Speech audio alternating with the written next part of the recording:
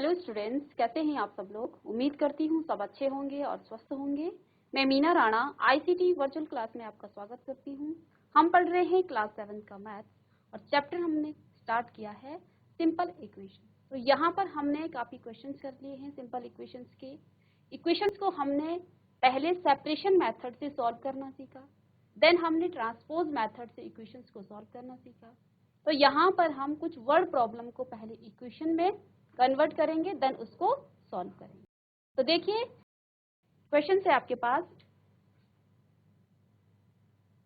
The teacher tells the class that the highest marks obtained by a student in her class is twice the lowest marks plus 7। Teacher ने क्या कहा कि उसकी class में जो highest marks हैं वो जिसने लोवेस्ट मार्क्स जो हैं ऑब्टेन किए हैं उसके ट्वाइस से 7 प्लस है। ठीक है, द हाईएस्ट स्कोर इज 87। जो हाईएस्ट स्कोर है वो 87 है। What is the lowest score, और आपको बताना है कि लोवेस्ट स्कोर क्या है।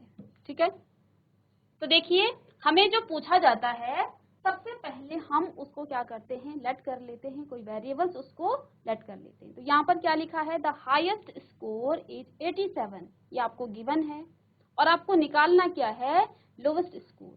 तो आप क्या लिखेंगे, लेट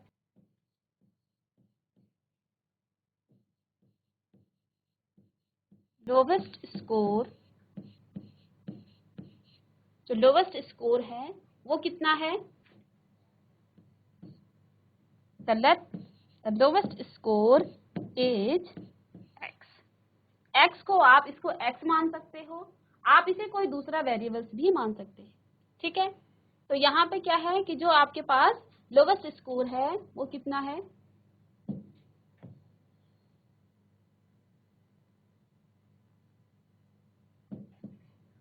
देखिए highest marks obtained by a student in her class is the twice of the lowest marks। ठीक है, plus 7 and the highest score is 87। What was the lowest score? तो आपको जो पूछा है हमने क्या किया, लोवेस्ट स्कोर क्या है लेट कर लिया है कि जो लोवेस्ट स्कोर है वो कितना है, वो आपका x है। ठीक है, अगर लोवेस्ट स्कोर x है तो क्वेश्चन में आपको क्या दे रखा है, और गिवन दैट क्वेश्चन में क्या दे रखा है कि the students in her class the twice the lowest marks plus 7। ठीक है, जिसने हाईएस्ट मार्क्स जो है ऑब्टेन किए हैं वो कितना है, देखिए 2x plus 7, ये क्या है, ये आपको हाईएस्ट मार्क्स दे रखे हैं। ठीक है, तो जिसने लोवेस्ट मार्क्स ऑब्टेन किए हैं उसका ट्वाइस प्लस 7 जो है किसके इक्वल है, हाईएस्ट मार्क्स के, यानी कि 87। ठीक है, और यहाँ पर आप ये भी लिख सकते हैं कि गिवन दैट, आपको ये भी दिया हुआ है, क्या दे रखा है, हाईएस्ट स्कोर।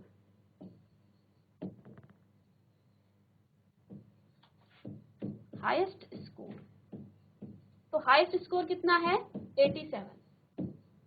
तो देखिए हमने क्या कर लिया है, यहाँ से हमने अकॉर्डिंग टू क्वेश्चन, तो क्वेश्चन के अकॉर्डिंग हमने क्या लिया है, इसको हमने क्या बना दिया है, इक्वेशन इसका बना दिया है कि 2x plus 7 is equal to 87।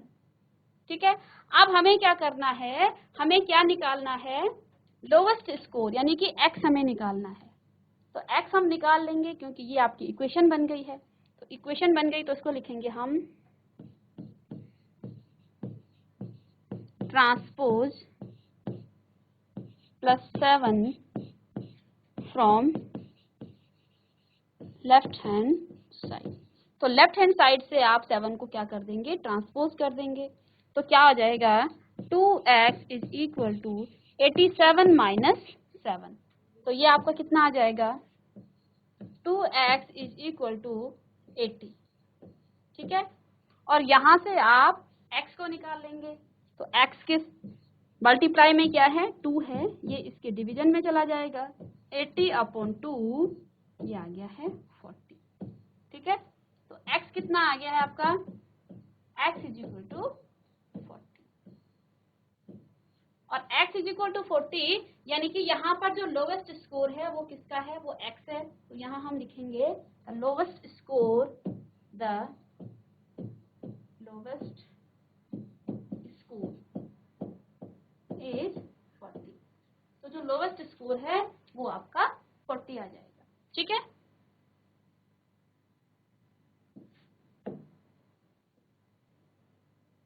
In an isosceles triangle, the base angle are equal। किसी आइसोसेलेस ट्राइंगल में एंगल के जो ट्राइंगल के जो बेस एंगल हैं वो कैसे हैं, वो इक्वल हैं, ठीक है। सपोज ये आपका आइसोसेलेस ट्राइंगल है, ठीक है।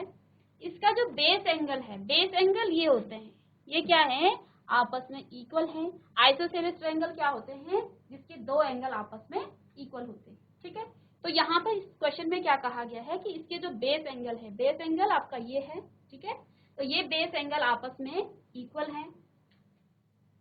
The vertex angle is 40। Base angle पर, बेस पर जो एंगल बना होता है उसको आप कहते हैं वर्टेक्स एंगल, और वो आपको कितना गिवन है, 40 डिग्री, ठीक है। ये आपको 40 डिग्री गिवन है, ठीक है। What are the base angle of the triangle. अब आपको क्या निकालना है, इसके बेस एंगल को, ठीक है। तो हमने आपको क्या कहा, बेस एंगल निकालना है आपको, बी का solution.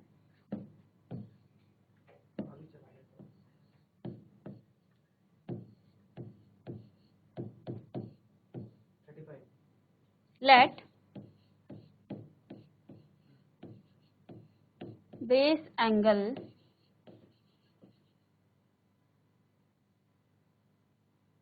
Of triangle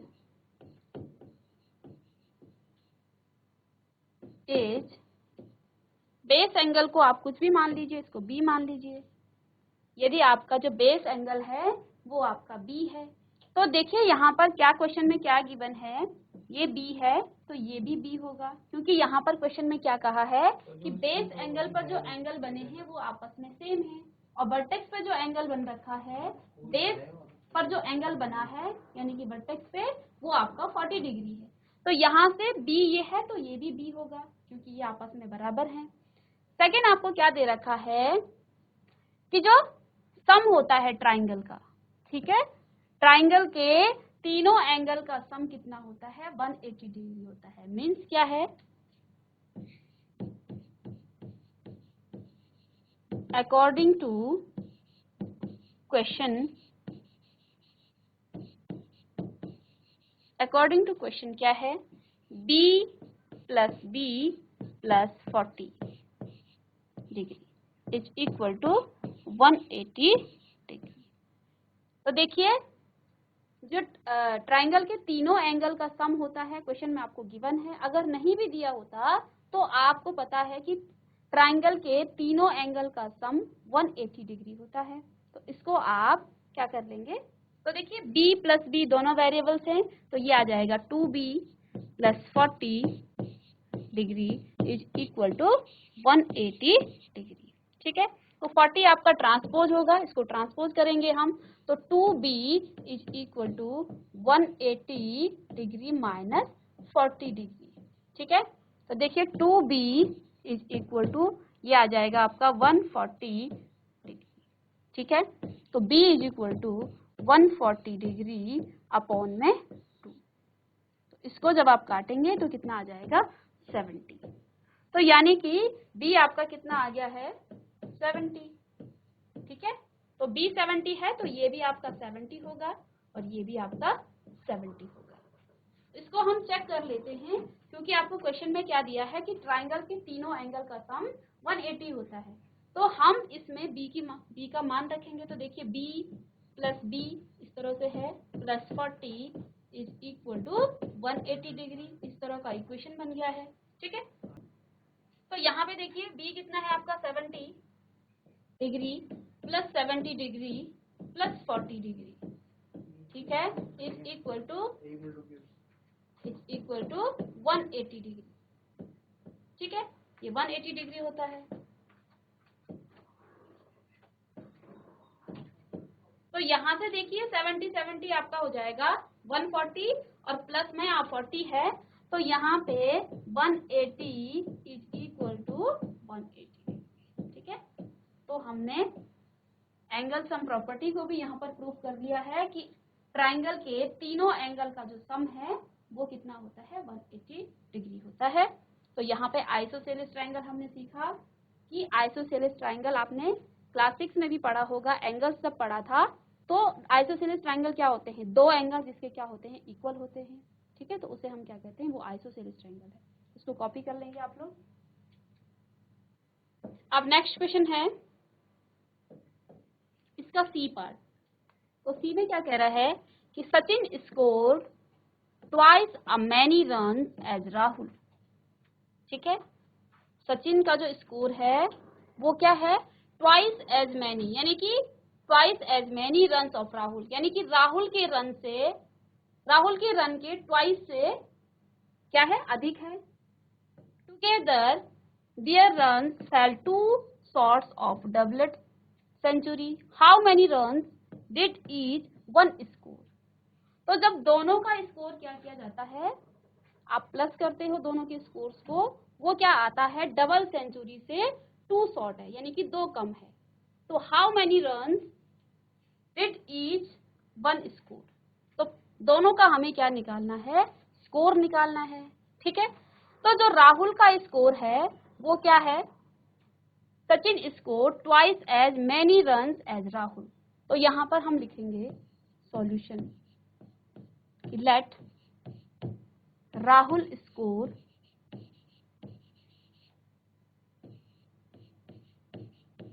is equal to x. तो राहुल का स्कोर कितना है, एक्स है। तो अकॉर्डिंग टू क्वेश्चन क्या है, अकॉर्डिंग टू क्वेश्चन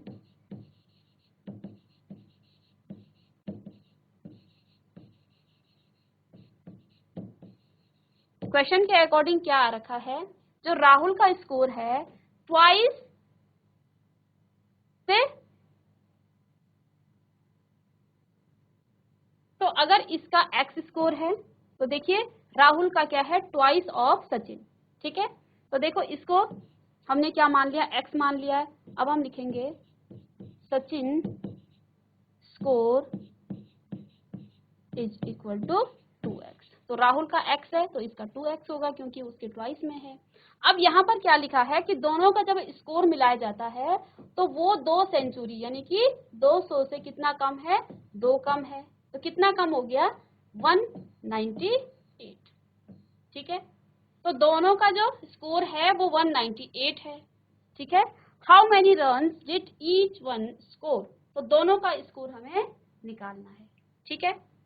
तो यहाँ पर क्या आ जाएगा, x प्लस दोनों को हम ऐड कर लेंगे, दोनों को स्कोर को, 2x इज इक्वल टू 198, ठीक है।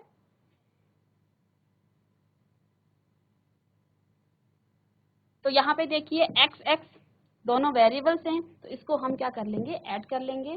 तो ये कितना आ जाएगा, 3x इज इक्वल टू 198।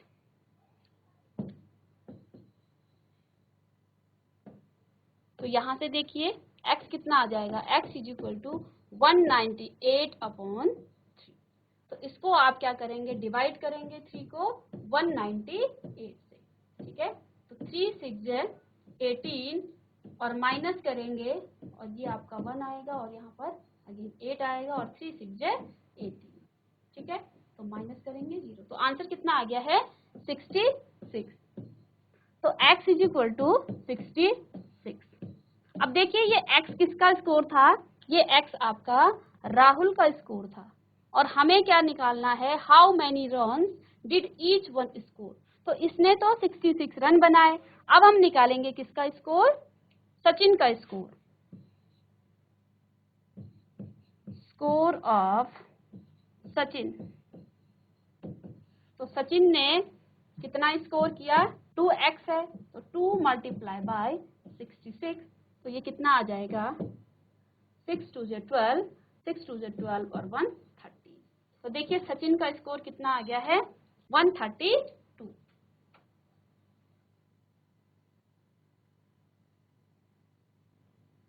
तो तो देखिए हमने क्या किया है, इन वर्ड प्रॉब्लम को हमने पहले इक्वेशन में कन्वर्ट किया।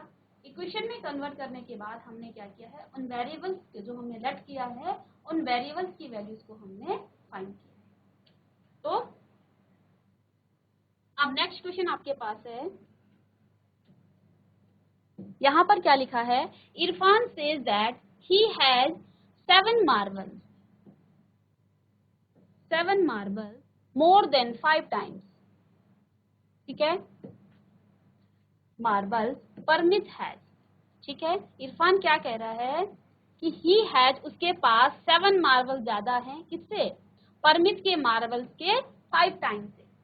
ठीक है, एंड हाउ मेनी, और जो इरफान के मार्बल्स हैं, इरफान के पास 37 मार्बल्स हैं। ओके, तो how many marbles does Parmit have, तो परमित के हमें क्या निकालने हैं, मार्बल्स निकालने हैं। तो यहाँ पर हम लिखेंगे सॉल्यूशन फर्स्ट, लेट, किसके निकालने हैं हमें, परमित के, लेट परमित हैज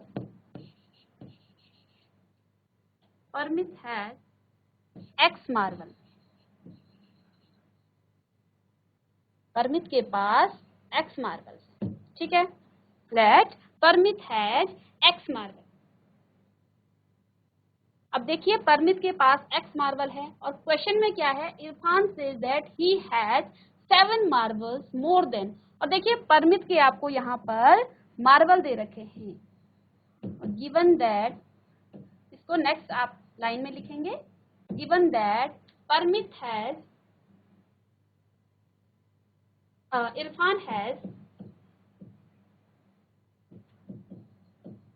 इरफान के पास कितने मार्बल हैं, 37 मार्बल। तो देखिए इरफान के पास 37 मार्बल हैं और क्वेश्चन में क्या कहा गया है कि इरफान क्या कह रहा है कि उसके पास कितने मार्बल हैं, 5 times the marble of Parmit. तो यानी कि 5 टाइम्स का मतलब है 5x, क्योंकि परमित के पास x मार्बल है। ठीक है, 5 टाइम्स और उसमें कितने, मोर देन 7, प्लस 7 कर देंगे। ठीक है, और कितने हैं इरफान के पास, इरफान के पास हैं 37 मार्बल। ठीक है, तो ये हमारे पास इक्वेशन बन गई है। हमें क्या करना है, परमित के मार्बल्स निकालने हैं। तो परमित के मार्बल निकालने के लिए हमें x की वैल्यू निकालनी पड़ेगी और इसको निकालने के लिए हम क्या करेंगे, इस इक्वेशन को सॉल्व कर लेंगे। तो आप लिखेंगे कि transpose 7 from left hand side to right hand side. तो देखिए 37 माइनस का आ जाएगा ये 7, तो यहाँ से क्या आ गया है, 5x इज इक्वल टू 30। तो x कितना आ जाएगा, 30 अपॉन में 5। तो देखिए इसको काटेंगे हम,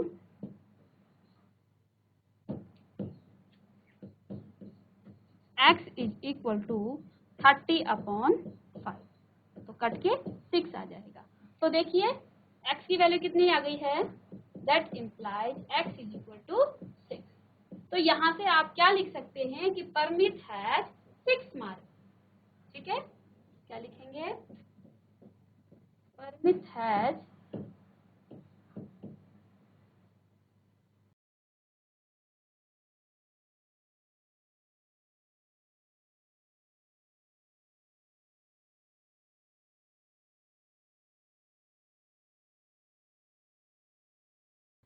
तो देखिए परमित के पास 6 मार्बल। ठीक है, अब इसी का नेक्स्ट क्वेश्चन क्या है, तो जो सेकंड पार्ट है वो आपको गिवन है,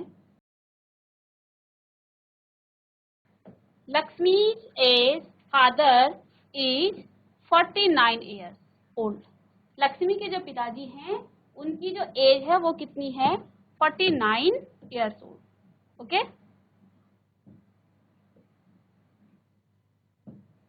49 age old. He is 4 year older than 3 times of Lakshmi age. उनकी जो एज है वो लक्ष्मी की एज के 4 साल बड़ी और कितने, 3 टाइम्स ऑफ लक्ष्मी एज। तो हमें क्या निकालना है, लक्ष्मी की एज निकालनी है। तो जो भी हमें निकालना है पहले हम उसको लिखेंगे,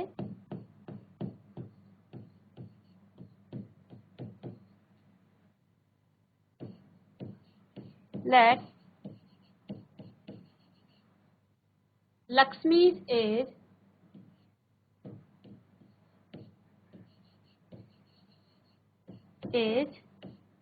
y मान लीजिए कि लक्ष्मी की जो एज है वो y है। अब देखिए, और आपको गिवन क्या है, आप यहाँ लिखेंगे गिवन दैट, या फिर दिया हुआ है गिवन दैट, क्या दिया है,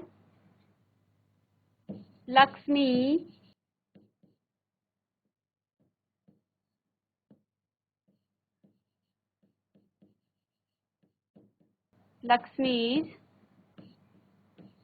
father's age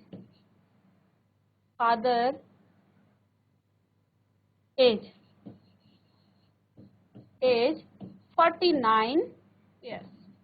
ठीक है, लक्ष्मी के जो पिताजी हैं उनकी एज कितनी है, 49।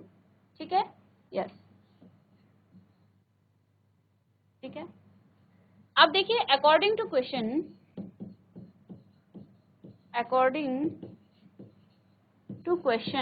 अब क्वेश्चन क्या कह रहा है, क्वेश्चन आपको क्या कह रहा है कि लक्ष्मी की जो एज है उसके 3 टाइम्स का मतलब उसके 3 गुने से 4 अधिक उसके पिताजी की एज है। ठीक है, तो यहाँ हम क्या लिखेंगे कि लक्ष्मी की एज कितनी है, x है, y हमने मान ली है यहाँ पर, तो लक्ष्मी की एज हमने y मान ली है।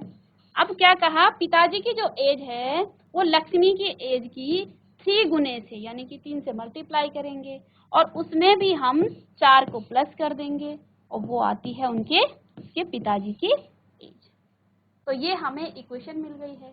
इस इक्वेशन से हम y की वैल्यू निकालेंगे और लक्ष्मी की एज भी हमें मिल जाएगी। तो यहाँ से हम क्या करेंगे, 3y is equal to 49 minus 4। तो यहाँ से क्या आ जाएगा, 3y इज इक्वल टू 49, तो ये आ जाएगा 45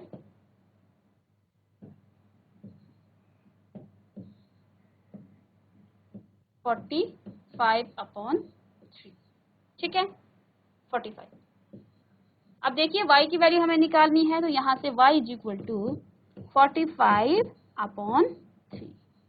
तो 3 1 जा 3 और 3 5 जा 15, यानी कि y कितना आ गया है आपकी 15, और y क्या है, लक्ष्मी की एज है। तो हम क्या लिखेंगे कि लक्ष्मी एज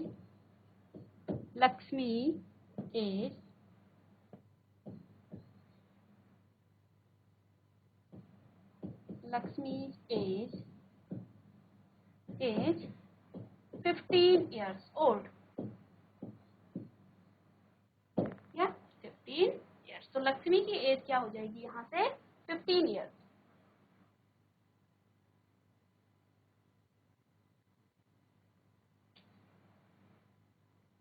इसका जो क्वेश्चन नंबर 3 है इसको आप होमवर्क करेंगे। ठीक है, ये आपका होमवर्क क्वेश्चन रहेगा। ठीक है, इसको आप घर में ट्राई करेंगे किस तरह से हम इक्वेशंस को बना रहे हैं और इक्वेशंस को बनाने के बाद उसको सॉल्व कर रहे हैं। तो यहाँ पर क्या लिखा है क्वेश्चन नंबर 3 में, people of Sundargram planted tree in a blaze garden. ठीक है, किसी ब्लेज सुंदरग्राम के जो पीपल हैं वो क्या कर रहे हैं, ट्रीज को गार्डन में उनको प्लांटेड कर रहे हैं, यानी कि ट्रीज को लगा रहे हैं। Some of trees were fruits tree, उनमें से जो कुछ पेड़ हैं वो फल देने वाले हैं। ठीक है, the number of non fruits tree were 2 more than 3 times of a number of fruit tree. ठीक है, तो यहाँ पर क्या दे रखा है, the number of non fruit tree, यानी कि जो फल देने वाले ट्री नहीं है वो क्या है, was 2 more than 3 times of fruit tree. जो फ्रूट ट्री है उनके 2 गुने से 3 ज्यादा। What was the number of fruit trees planted if, तो आपको क्या निकालना है कि जो फ्रूट ट्री हैं वो प्लांटेड किए गए। ठीक है, if the number of non fruit trees planted was 77, तो यहाँ पर नॉन फ्रूट जो ट्री हैं वो 77 किए गए प्लांटेड। ठीक है, और आपको क्या निकालना है कि जो फ्रूट्स वाले ट्री हैं वो कितने हैं। तो आप इसको घर में करेंगे, इसको होमवर्क क्वेश्चन है आपका ये।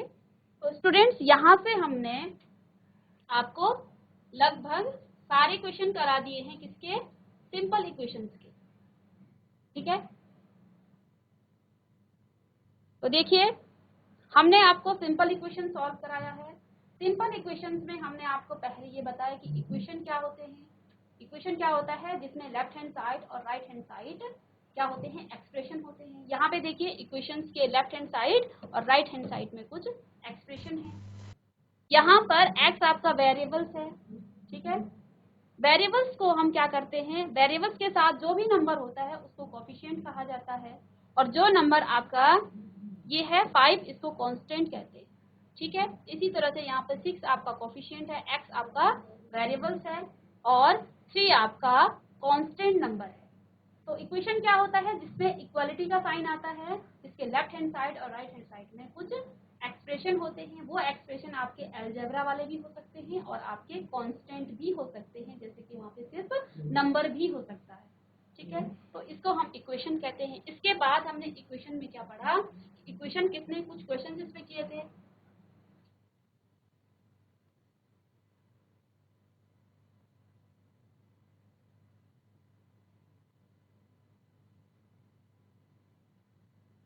ठीक है, इक्वेशंस पर हमने फिर क्वेश्चन किए हैं कि हमने इस इक्वेशन में n की वैल्यूज पुट की। तो यहाँ हमने देखा ये n की वैल्यूज को पुट करके इक्वेशन आपका सेटिस्फाई होता है या नहीं, ऐसा है। तो हमने क्या किया है, अलग अलग वैल्यूज की n को जो है इक्वेशन में रखी है। जैसे n + 5 पर इज इक्वल टू 19 में आपने n इज इक्वल टू 1 की वैल्यू रखी। तो आपका जो लेफ्ट हैंड साइड है और राइट हैंड साइड है वो आपका अगर इक्वल आता है तो वो सेटिस्फाई करता है उस वैल्यू के लिए, ठीक है। देन हमने कुछ अलग टाइप्स के क्वेश्चन कराए आपको, ठीक है। तो यहाँ हमने क्या किया, यहाँ हमने एक्सप्रेशन को, स्टेटमेंट को इक्वेशन बनाया है। जैसे हमने यहाँ पर क्या दिए हैं आपको, कुछ स्टेटमेंट दे रखा है, उस स्टेटमेंट को आपने इक्वेशन के फॉर्म में कन्वर्ट किया है, ठीक है। देन हमने क्या किया है, फिर स्टेटमेंट को किस तरह से आप इक्वेशन में कन्वर्ट करते हैं, इस पर बेस्ड कुछ क्वेश्चन किए। सॉल्यूशन एंड इक्वेशन, फिर हमने इक्वेशन को सॉल्व करना सीखा कि किस तरह से हम इक्वेशंस को सॉल्व करते हैं। यहाँ हमने फर्स्ट सेपरेशन मेथड से वेरिएबल्स को कैसे सॉल्व किया जाता है ये आपको बताया। तो यहाँ हम क्या करते हैं, सेपरेट करते हैं, कैसे, माइनस या प्लस करके या डिवीजन करके या मल्टीप्लिकेशन करके वेरिएबल्स को सॉल्व क्या करते हैं, सेपरेट करते हैं। सेपरेशन मेथड के बाद हमने आपको ट्रांसपोज मेथड से इक्वेशंस को सॉल्व करना सिखाया, जिसमें हम क्या करते हैं, लेफ्ट हैंड साइड या राइट हैंड साइड से इक्वेशंस को, वेरिएबल्स को हम क्या करते हैं, इक्वेशंस के साथ जो भी नंबर होता है उसको ट्रांसपोज किया जाता है। यहाँ आपको ये चीज बताई कि जो आपके लेफ्ट हैंड साइड में प्लस का नंबर होता है, राइट साइड जाके वो माइनस हो जाता है, माइनस का नंबर आपका प्लस का हो जाएगा। डिवीजन में अगर कोई नंबर है वो राइट हैंड जाके ट्रांसपोज होके वो मल्टीप्लिकेशन में आ जाएगा। अगर मल्टीप्लिकेशन में नंबर है तो राइट हैंड जाके वो डिवीजन में वो आपका नंबर आ जाता है, और यही आपका लेफ्ट हैंड से राइट हैंड और राइट हैंड से लेफ्ट हैंड की तरफ होता है। तो हमने इक्वेशंस को ट्रांसपोज मेथड से सॉल्व करना सीखा। देन हमने क्या किया है, इक्वेशंस को कैसे हम वर्ड प्रॉब्लम में इक्वेशन बनाते हैं। तो वर्ड प्रॉब्लम से हमने इक्वेशंस को फाइंड किया और वहां से हमने इक्वेशंस को बनाया और देन उन वेरिएबल्स की वैल्यूज को हमने फाइंड किया है, ठीक है। सॉल्यूशन से इक्वेशंस पर हम गए, पहले हमने सॉल्यूशन लिया, सॉल्यूशन से हमने इक्वेशन को फाइंड करना सीखा। तरह तरह के हमने यहाँ पर इक्वेशन बनाने आपको सिखाए हैं कि अगर आपके पास किसी वेरिएबल्स की वैल्यू दे रखी है किस तरह से हम उसके इक्वेशंस को निकाल सकते हैं, ठीक है। तो आई होप कि आपने सिंपल इक्वेशंस का बहुत ही इजी चैप्टर ये था, इसको हमने पूरे क्वेश्चंस आपको करा दिए हैं, और आपको जो भी डाउट्स हो आप कमेंट में बता सकते हैं कि मुझे इस पर्टिकुलर क्वेश्चंस में डाउट है, तो आप कमेंट में बता सकते हैं या फिर पूछ सकते हैं। नेक्स्ट क्लास में हम आपको नेक्स्ट चैप्टर कराएंगे, तो सिंपल इक्वेशंस में जो भी आपके डाउट होंगे आप मुझे कमेंट में या फिर आप मुझे बता सकते हैं नेक्स्ट क्लास में। तो स्टूडेंट आज के लिए इतना ही, तब तक के लिए थैंक यू, और नेक्स्ट क्लास में हम क्या करेंगे, एक नए चैप्टर की तरफ चलेंगे। Thank you and have a nice day.